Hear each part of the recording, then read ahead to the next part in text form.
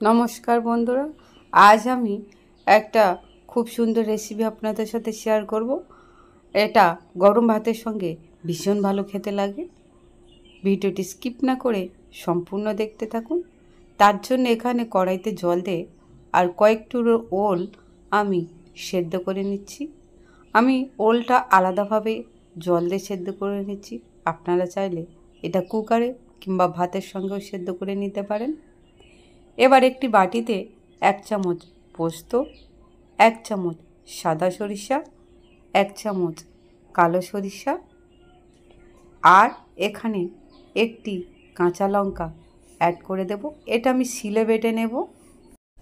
এবার এখানে একটি পাত্রের মধ্যে আমি সেদ্ধ করা ওলটা নিয়ে নিয়েছি। ওলটা আমি হাত দিয়ে ম্যাশ করে নেব। এটা খুব ভালো করে ম্যাশ করার পর এটা একটু সাইড করে আমি রেখে দেব।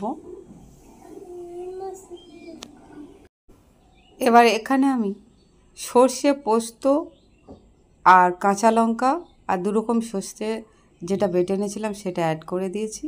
আর এর মধ্যে দিয়েছি শুধু নুন।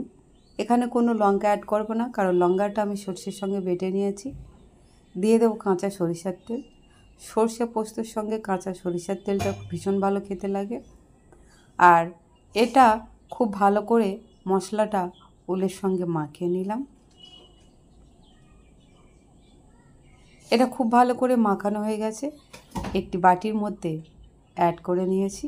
তার মধ্যে একটি কাঁচা লঙ্কা দিয়েছি আর ওপর থেকে দিয়ে দেবো আর একটু কাঁচা সরিষার তেল।